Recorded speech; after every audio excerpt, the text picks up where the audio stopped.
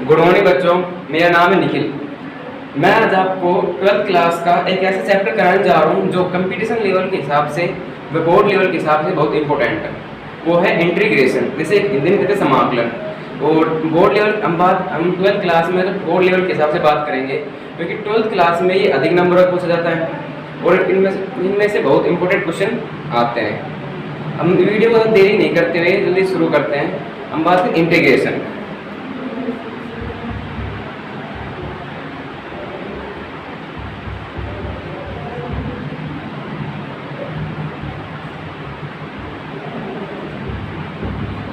Integration जैसे हिंदी में कहते हैं समाकलन।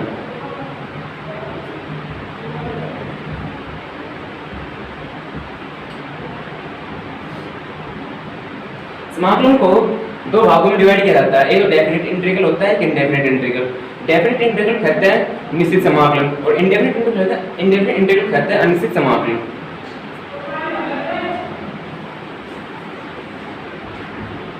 एक डेफिनेट इंटीग्रल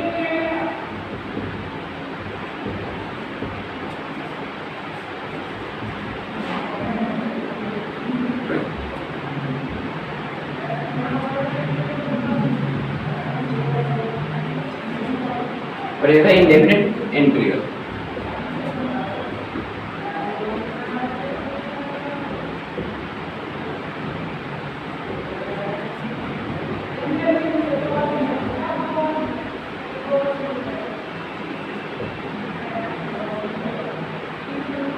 और हिंदी में कहते हैं डेफिनेट इंटीग्रल निश्चित समाकलन।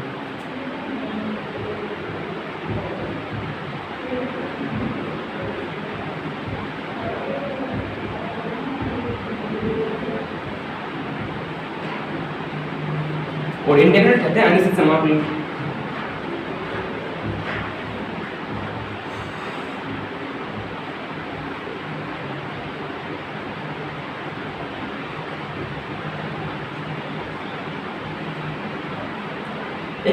मोटे तौर पर आपको ये बताता हूँ डेफिनेट इंटीग्रल क्या है और इंडेफिनेट इंटीग्रल क्या है। जैसे हमने मान लो कोई फलन है, फंक्शन, जैसे ये कोई फंक्शन है, माना y बराबर fx कोई फंक्शन। यदि इसकी बाउंड ये कोई बाउंड्री है, यदि इसकी बाउंड्री फिक्स है, यदि इसकी बाउंड्री फिक्स है तो क्या होगा, डेफिनेट इंटीग्रल होगा। यदि इसकी बाउंड्री फिक्स नहीं है तो ये इंडेफिनेट इंटीग्रल होगा। अब क्या है, इसकी बाउंड्री फिक्स नहीं है तो ये इंडेफिनेट इंटीग्रल कहलाएगा, जैसे अनिश्चित समाकलन कहते हैं। अब यदि इसकी हम बाउंड्री फिक्स कर दें तो ये डेफिनेट इंटीग्रल कहलाएगा ए बी। आपने 11th क्लास में फिजिक्स में पढ़ा होगा, जो इंटीग्रल का साइन होता है, आपने समाकलन करा होगा एक तरह से। इंटीग्रल साइन होता है ये, इसे कहते हैं इंडेफिनेट इंटीग्रल, अनिश्चित समाकलन। और जो डेफिनेट इंटीग्रल साइन होता है ये ए बी, इसमें सी नहीं आता, जो आपने फिजिक्स में डेफिनेट इंटीग्रल पढ़ा होगा अधिकतर। हम अब धीरे धीरे आगे जैसे जैसे क्लास बढ़ेगी वैसे वैसे हम इन सभी को डिटेल में बताते जाएंगे।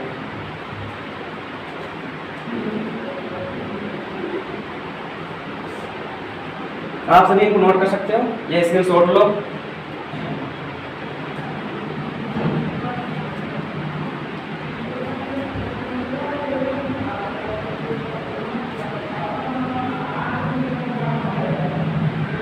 हमारा चैप्टर इंटीग्रेशन, हम इस वीडियो में इंटीग्रेशन के इंट्रोडक्शन बताएंगे, फॉर्मूले, इसके एलिमेंट्स, इसके ज्योमेट्री ग्राफिकल और थ्योरम। ठीक है, हम बात करें इंट्रोडक्शन, यानी इंटीग्रेशन है क्या चीज़, क्या काम आता है, क्यों आता है, ये बात करते हैं। जो हमारा इंटीग्रेशन है, इंटीग्रेशन का अर्थ है योग, एक तरह से योग समझो, यानी किसी चीज़ को जोड़ना। और आपने 11th क्लास में पढ़ा होगा डिफरेंशिएशन अवकलन कहते हैं हिंदी में। जो अवकलन है, अवकलन का अर्थ होता है जैसे किसी चीज़ को तोड़ना, जैसे डिफरेंशिएशन।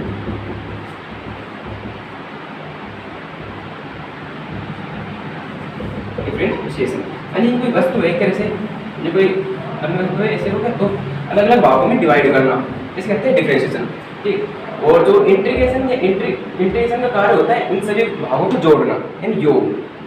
ठीक, मैं जानता हूँ आप सभी समझ गए होंगे इसका अर्थ क्या होता है क्या नहीं है। ठीक, जैसे माना हमने कोई डिफरेंशिएशन किया, हमने ये कोई फलन है एफ एक्स का फलन किया, f फलन है, इसका हमने डिफरेंशिएशन अवकलन किया। अवकलन करने पर हमें क्या प्राप्त होगा, एफ एक्स प्राप्त होगा। आपको पता होगा ये बात तो, क्योंकि जब हम किसी चीज़ का अवकलन करते हैं, यदि हमने फलन का अवकलन किया तो क्या फलन प्राप्त होगा। ठीक है, जब हम फलन का इसका इंटीग्रेट करेंगे,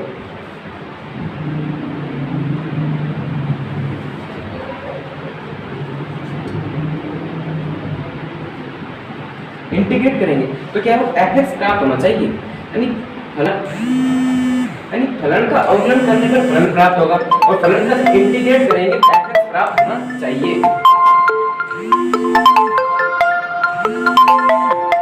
ठीक है,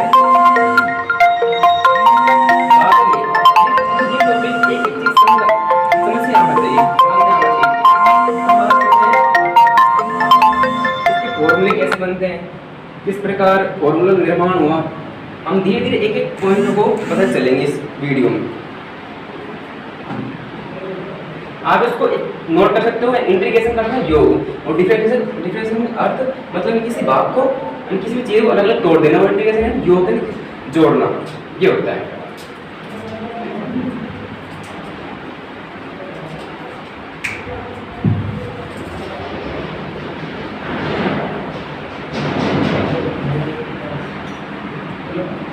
मैं बताता हूँ आपको, जैसे हमने लिया, हम किसी फलन का जब समाकलन करते हैं, ठीक है, हमने ये फलन लिया, एफ एक्स फलन लिया, जब हम फलन का समाकलन करते हैं तो यहाँ पर एक वर्ग आता है जिसे चर कहते हैं, और जो ये चिन्ह होता है, ये चिन्ह क्या है पता है आपको, ये चिन्ह है sign of differentiation, sign of differentiation नहीं, साइन ऑफ इंटीग्रेशन।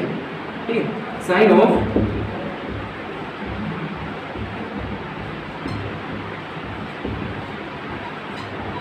इंटीग्रेशन, जो ये चिन्ह समाकलन का चिन्ह है एक तरह से, जो एक सांप क्या आकार दिख रहा है ना आपको, ये समाकलन चिन्ह है, और जो ये है, ये क्या है, इंटीग्रल,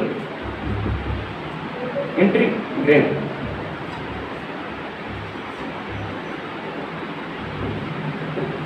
इसे हिंदी में समाकल्य।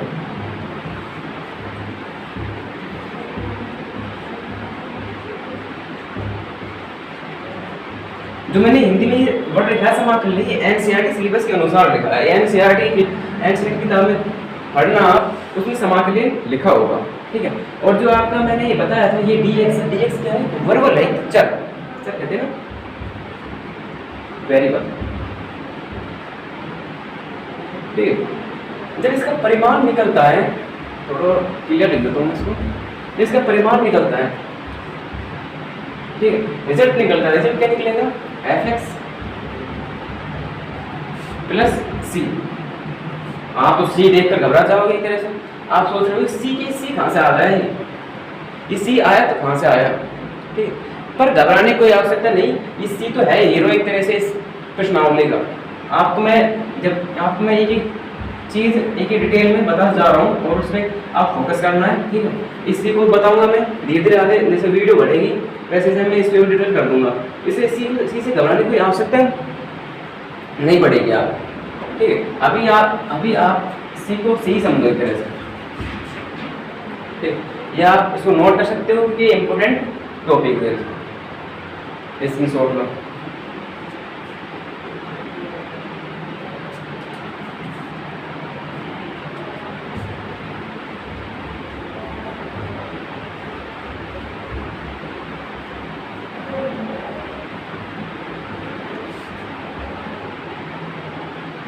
एक बात और, आप पूछोगे इंटीग्रेशन डिफाइन कैसे करते हैं, डिफाइन करके बताओ, ये कैसे। आप तो अपने मन से कह रहे हो, यानी ऐसे डिफरेंशिएशन कर देंगे फिर समाकलन हो जाएगा, ये मैं मन से नहीं कह रहा, जो एनसीईआरटी में लिखा है, जो न्यूटन ने बताया है, ठीक है, वो बता रहे हैं, हम किसी मन से नहीं बता रहे, अपने मन से नहीं बता रहे एक तरह से। ठीक, ऐसे डिफाइन करता हूँ, जैसे इंटीग्रेशन है, इंटीग्रेशन डिफाइन करेंगे,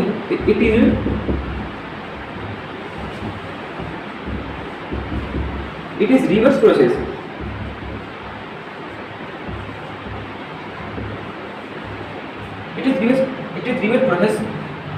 डिफरेंशिएशन।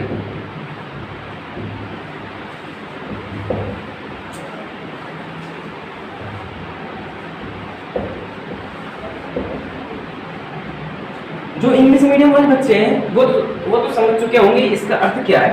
जो हिंदी मीडियम वाले घबरा रही है ये तो भाई सर ने इंग्लिश में लिख दिया, अब मैं इसे कैसे समझूं? घबराने की कोई आवश्यकता नहीं है, ठीक है, मैं समझाऊंगा। And it is reverse process and differentiation. Differentiation क्या? अवकलन। जो रिवर्स प्रोसेस है इसका उत्क्रम यानी उल्टा।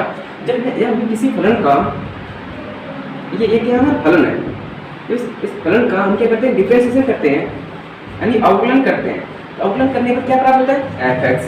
होता नहीं होता है ना, ठीक। और जब fx का हम इंटीग्रेट करेंगे, किसी समाकलन करें, फिर भी हमें क्या फलन प्राप्त होना चाहिए? फलन प्राप्त होना चाहिए। इसका अर्थ ये है, ठीक, आप समझ आ चुका होगा। इसको हटा देते हैं और इसे एक नाम से जानते हैं, एंटी डेरिवेटिव। इसे जो इंटीग्रेशन है, इंटीग्रेशन को एक नाम से जानते हैं एंटी डेरिवेटिव। एंटी डेरिवेटिव इसे हिंदी में कहते हैं प्रति अवकलज।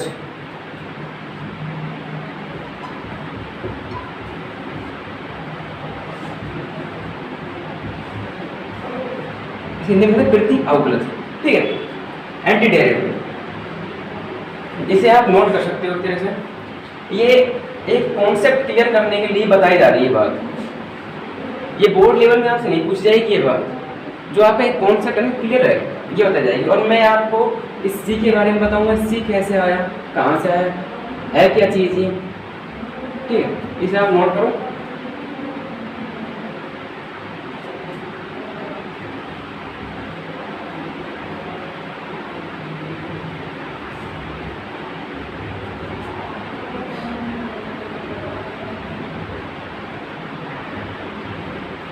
हम बढ़ते हैं आगे। हमने अब वो बारी आ चुकी है जो सी को बताना, डिफाइन करना सी को, सी है क्या चीज़, ठीक। हमने माना किसी चीज माना ये फलन है, ये क्या है? आपका फंक्शन है, ठीक है। फंक्शन का हमने क्या किया? डिफरेंशिएशन किया, अवकलन किया। अवकलन करने पर क्या प्राप्त होगा? फलन प्राप्त होगा यानी फंक्शन प्राप्त होगा, तो ये प्राप्त होगा। आप 11th पढ़ के आए हो तो ये प्राप्त होगा। यदि मैं इसमें सी जोड़ दूं तो कोई फर्क पड़ेगा इस पर? शुरू से चले हमने माना ये फलन है, इसे हटा देते हैं इनको। इन्होंने फलन है, फलन का हमने क्या अवकलन किया। अवकलन करने पर हमें क्या fx प्राप्त होगा, fx, इसे कहते हैं फलन। फलन का फलन प्राप्त होगा, ठीक। यदि मैं इसमें c जोड़ दूं तो कोई फर्क थोड़ी पड़ेगा इस पर, क्योंकि c एक क्या कांस्टेंट है, ये क्या कांस्टेंट है, c के कांस्टेंट। यदि c को तुम अवकलन करोगे, अवकलन तो c में अवकलन करने में 0 आएगा, कांस्टेंट आएगा नहीं आएगा, ठीक। c करने पर क्या प्राप्त होगा? fx प्राप्त होगा। यदि मैं इसका इंटीग्रल करूं, इंटीग्रल मतलब समाकलन करूं,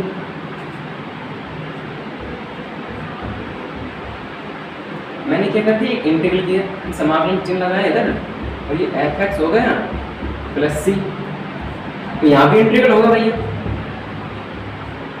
ठीक। और ये dx जुड़ेगा। यदि किसी फलन का हम इंटीग्रल करते हैं तो उसके साथ dx हमें जुड़ता है। चर तो जुड़ेगी जब तो इंटीग्रल होगा, नहीं तो जुड़ेगी इंटीग्रल कैसे होगा, ठीक है। ये क्या एक वर्बल है, ठीक। मैंने बताया था जो ये समाकलन चिन्ह है और ये dx यानी इंटीग्रल डिफरेंशिएशन एक दूसरे के एंटी होते हैं, यानी व्युत्क्रम प्रोसेस होते हैं, यानी it is reverse process of differentiation, ठीक। बताया था ना अभी मैंने।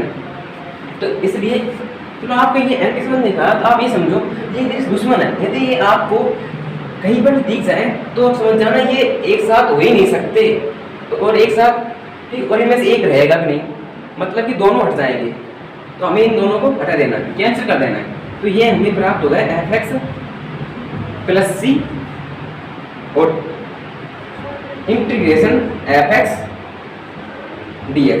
तो ये थोड़े से लिखता हूँ इसमें, f x integration d x f x plus c. ठीक, अब हुआ क्लियर ये मैटर, क्योंकि जब हम किसी एफ एक्स का इंटीग्रेशन करेंगे तो ये तो मैटर प्राप्त होगा। ठीक, हमने इसका निकाला, हमने एफ एक्स डी एक्स और एफ एक्स प्लस सी, हमने क्या इसको प्रूव किया था, इसको सिद्ध किया था हमने। डिफरेंशिएशन से डिफरेंशिएशन करने के बाद फलन प्राप्त होगा और फलन का हम ये इंटीग्रल करेंगे जब भी क्या बात है, फलन प्राप्त होना चाहिए, फंक्शन प्राप्त होना चाहिए। मैंने आपको यहाँ पर पीछे क्लास में बताया था, पीछे क्लास में नहीं, इसी क्लास में बताया था पीछे मैंने, जब फलन का मैं डिफरेंशिएशन करूँगा तो ये फंक्शन प्राप्त होना चाहिए। वही जब फंक्शन का मैं इंटीग्रेट करूँगा तो इंटीग्रेट करना फिर फंक्शन प्राप्त होना चाहिए। वही तो मैं बता रहा हूँ, वही एक कॉन्सेप्ट चल रहा है। और इसी कॉन्सेप्ट से जो फॉर्मूले सिद्ध होंगे, इसी कॉन्सेप्ट जो फॉर्मूले सिद्ध होंगे, ठीक, वो आप देखते जाइए, इसे आप नोट कर सकते हो। और मैं अब ये बताऊंगा इसी आया कैसे, ठीक है, इसे आप स्क्रीनशॉट लो या नोट लो। अब बारी आती है सी की। जो अपना सी है क्या चीज, ये सी तो है मैन हीरो इस प्रश्नावली का। यदि सी नहीं हो तो इस प्रश्नावली में दम नहीं है, एक तरह से समझो कि प्रश्नावली खत्म। अब मैं बताऊँ सी क्या है। सी एक भैया एक स्विच अचर है, हिंदी में कहते हैं स्विच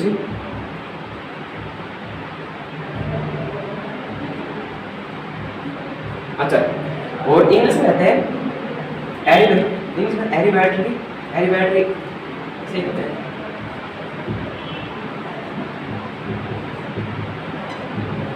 एरिबैट्रिक कांस्टेंट,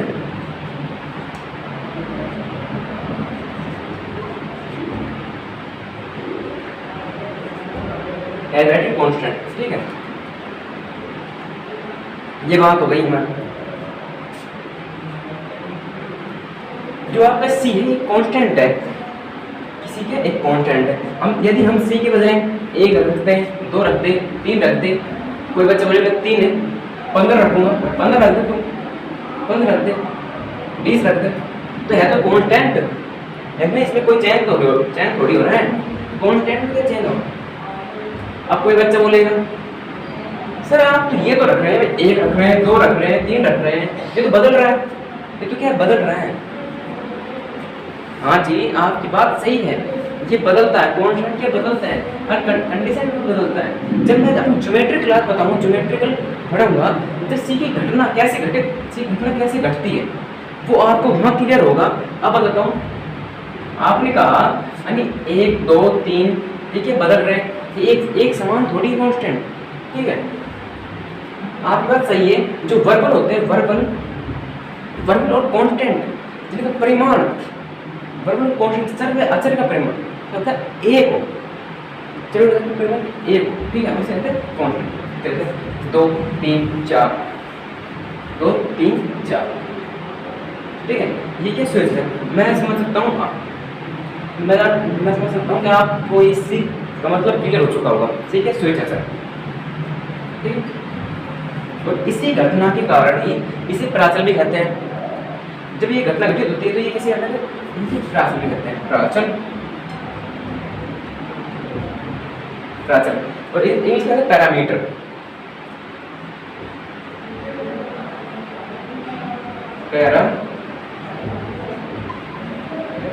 मीटर।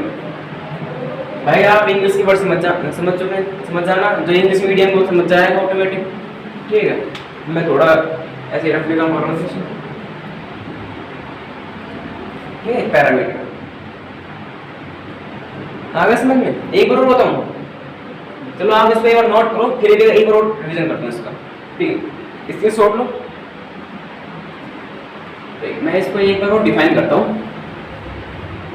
रिवीजन।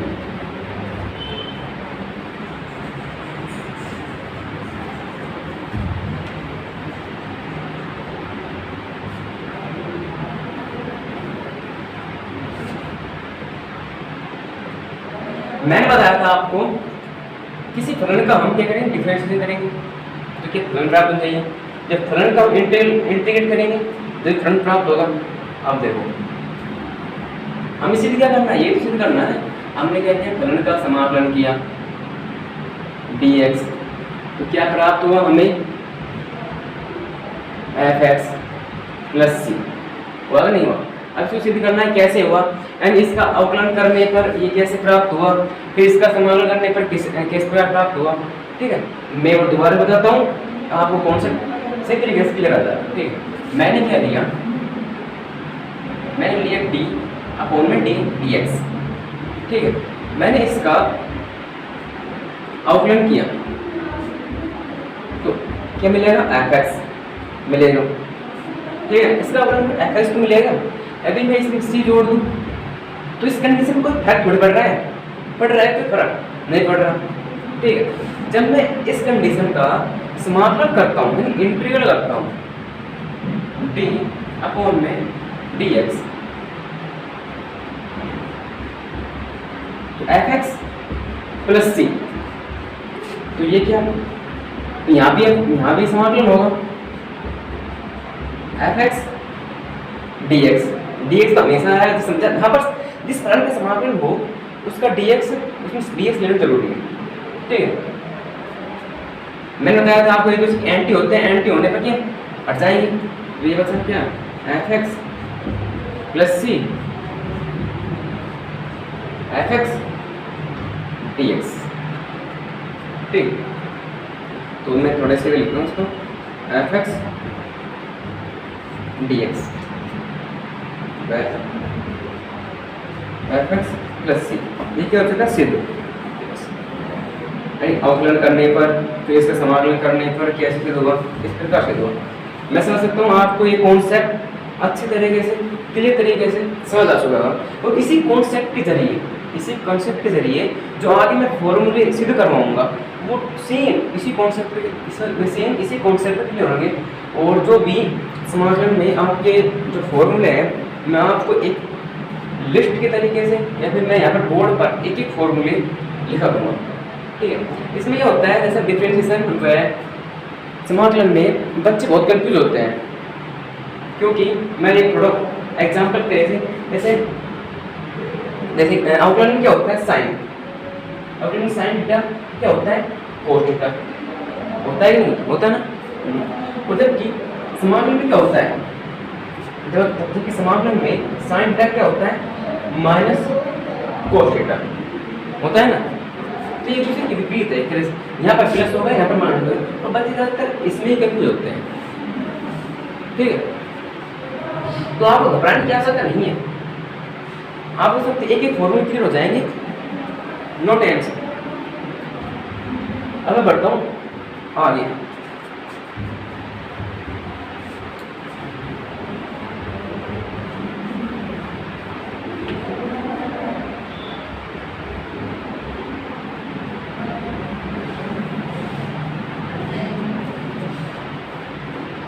आपको समाकलन का चैप्टर, आपको समाकलन चैप्टर में एक आपको ये फॉर्मूला मिलेगा, x की पावर n। ठीक है, बराबर x की पावर प्लस n, जो ये x की घात में है, जो x की घात में n प्लस 1 है, वो इसकी क्या बाहर में आ जाएगा यानी बटा में आएगा। और जो ये होता है प्लस c n बराबर नॉट इक्वल टू -1, लेकिन जो n है -1 नहीं हो सकता, क्योंकि यदि -1 यदि हम माइनस रख देंगे तो ये 0 हो जाएगा, तो इस फॉर्मूले का कोई जो निकलेगा नहीं, तो इसलिए -1 रहेगा। ठीक है, आपने ये फॉर्मूला फिजिक्स में पढ़ा होगा, पढ़ा है नहीं पढ़ा, पढ़ा है ना। हाँ, और इस ये फॉर्मूला अवकलन पढ़ा है। अवकलन में बस थोड़ी एक ऐसी कंडीशन है, इस देखो मैं यहाँ पर अवकलन थोड़े पीछे कर देता हूँ, xn लिया। ठीक है, तो xn का तुम अवकलन करते हो, डिफरेंशिएशन करो तो क्या करें, तो क्या ओ अवकलन कर रहा हूँ, यहाँ समाकलन नहीं करेगा। हमने d divide by D x तो एक्स एन का अवकलन किया, ठीक है। तो क्या प्राप्त होगा, यानी एक्स की जो पावर में यानी घात में है उसमें से एक घटेगा, पावर में जो घात में उसमें से एक घट जाएगा, और जो पावर में है वो एक्स के पदों में आकर उससे गुणा होगा। तो ये उसका फॉर्मूला हुआ। पर अभी हमें अवकलन की बात करनी नहीं है, हमारा टाइप है इंटीग्रेशन, समाकलन, हम समाकलन की बात करेंगे, ठीक है। इसलिए मैं तुम्हें थोड़ा सा बता देगा, कंफ्यूज नहीं हो।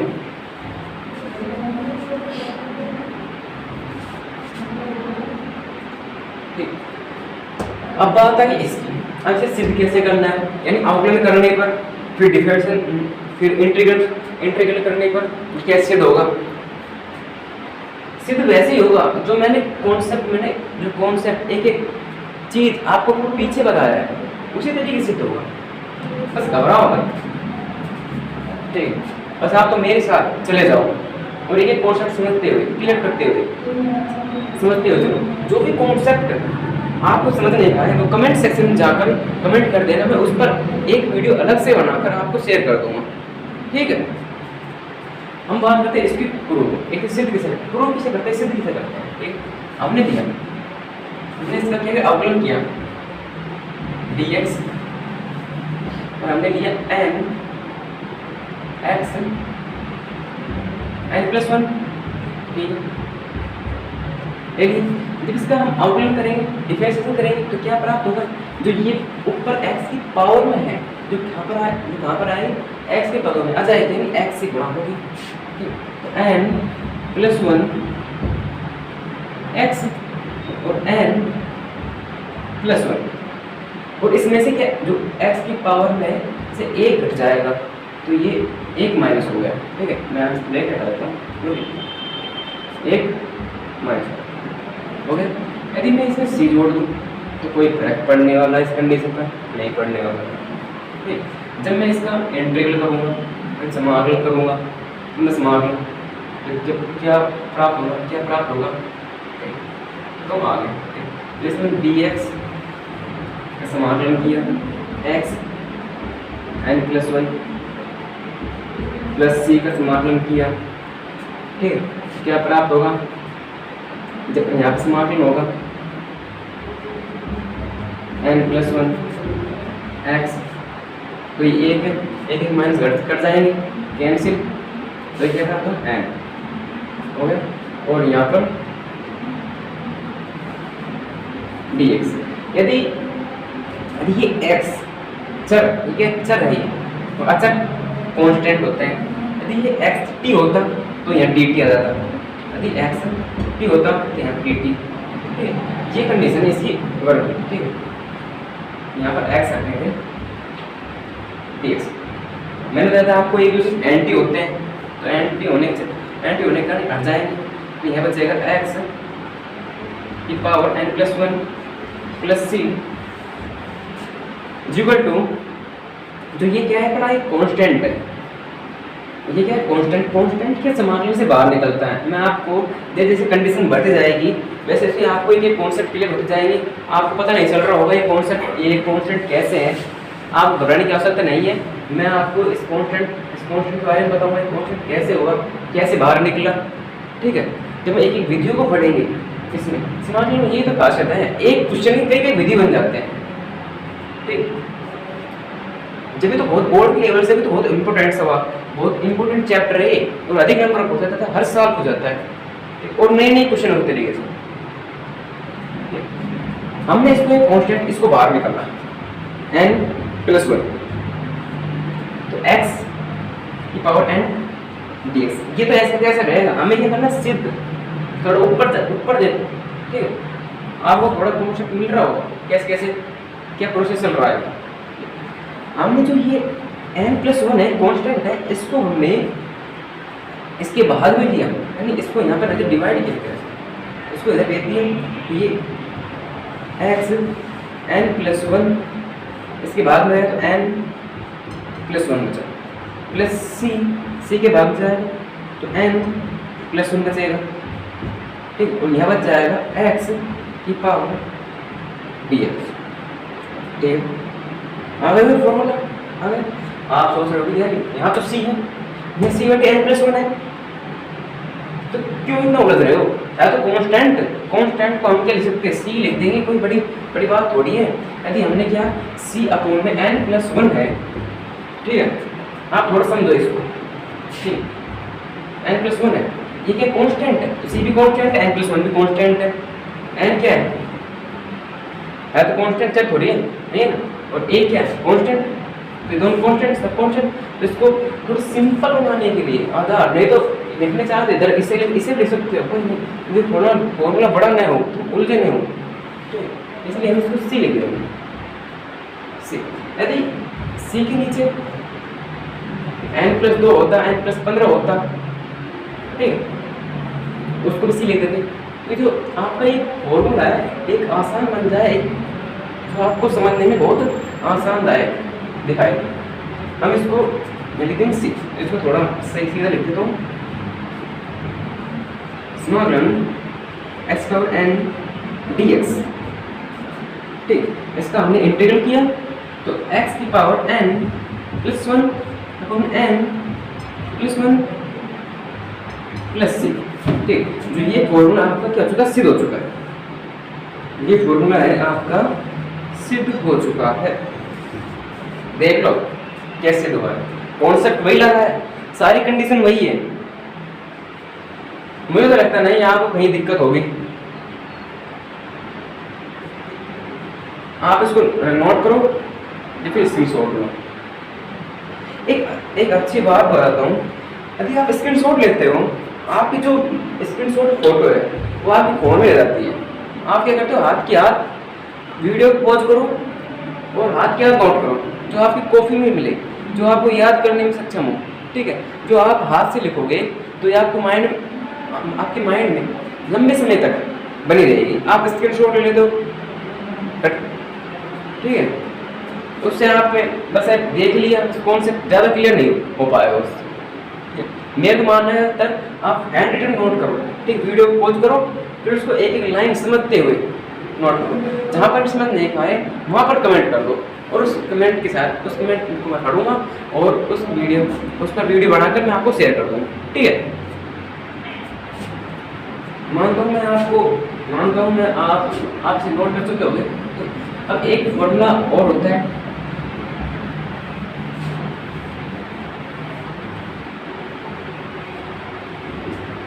उसे और सिद्ध करता हूँ।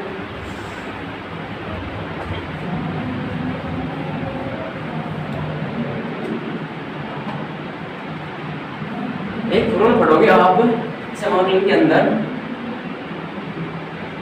1/x dx, इसका क्या होता है, log x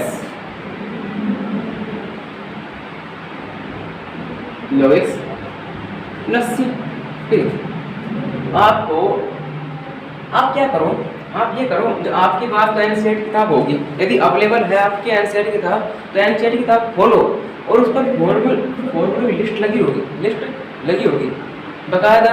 यदि आपके पास एनसीईआरटी बुक नहीं है तो कोई टेंशन, कोई घबराने की कोई बात नहीं है, जो ये फॉर्मूला है आपके एनसीईआरटी सिलेबस से ही है, ठीक है। और मैं इस दो तीन फॉर्मूले को सिद्ध कराकर मैं एक एक फॉर्मूले हैंड रिटन आपको लिखा दूंगा कॉपी पे, आप उसे हाथ की याद, तो उसे और फॉर्मूला आपको रिवीजन करने पड़ेंगे, याद करने पड़ेंगे आपको, कि उसका कोई सोल्यूशन नहीं है, फॉर्मूला कोई सोल्यूशन नहीं है, सोल्यूशन तो इसका है, हम कर देंगे इसको सिद्ध और समझ लेंगे। अब नहीं कहते इसका समाकलन अमरपुर x dx का समाकलन किया log x प्लस सी आएगा कि नहीं आएगा। जब हम इसको सिद्ध करते हैं, तो हमने सिद्ध करने के लिए log x लिया d अपॉन dx और log x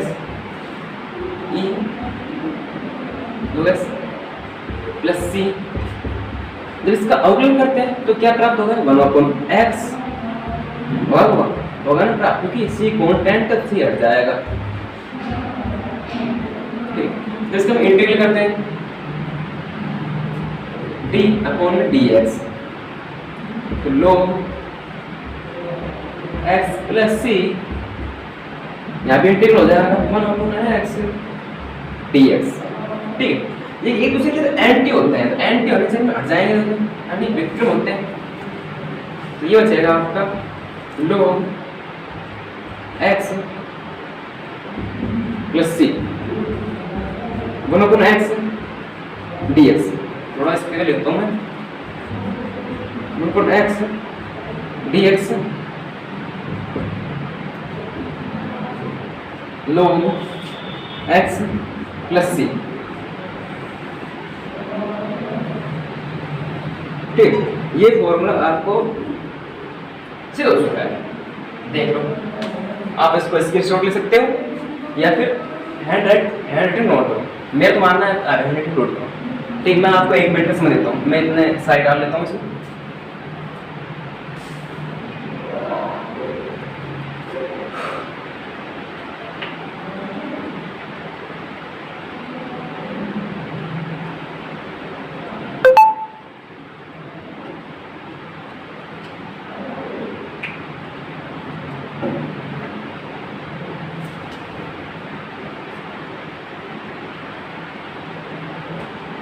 आप नोट कर लिए होगा ये।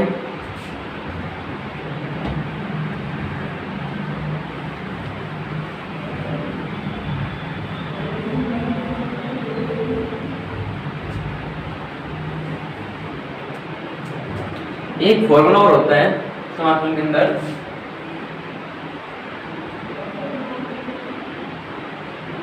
a की पावर x dx।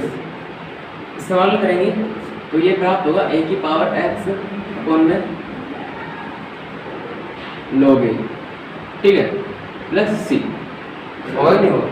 ठीक, इसको सिद्ध करना है तो हमें लेना है a की पावर x, a की पावर x लेना है तो सीधे d कौन में dx a की power x plus c।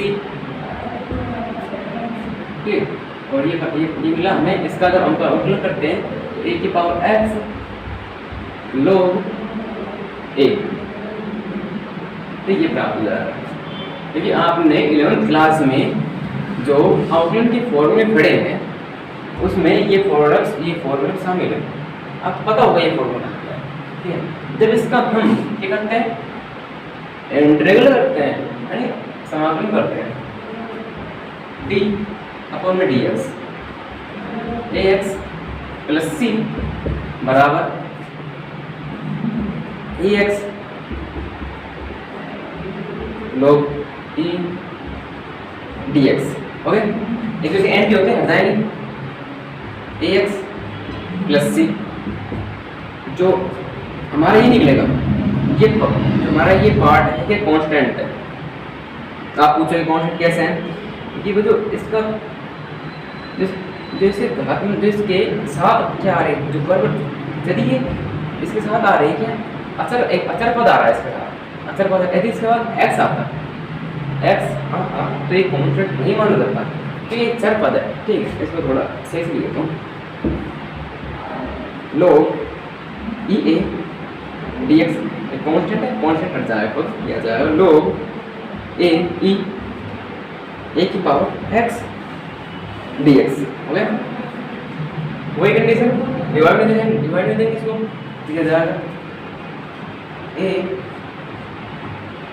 log a e है, ठीक है, e c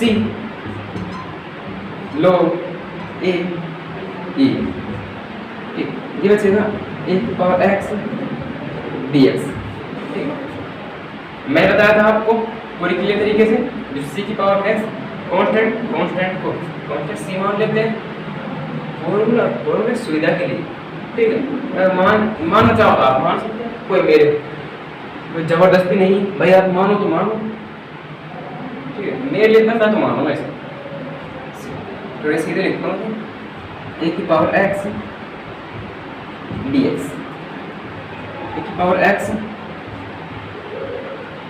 log e a plus c। ये फॉर्मूला आपका ये भी हो चुका है। वैसे आप इसे नोट कर सकते हो एंड। ठीक है, आज क्लास यहीं पर समाप्त होती है। जो इसके एक एक फॉर्मूले हैं मैं अगली वीडियो में एक एक फॉर्मूले को लिखवाता हूँ और बोर्ड पर, ठीक है। धन्यवाद।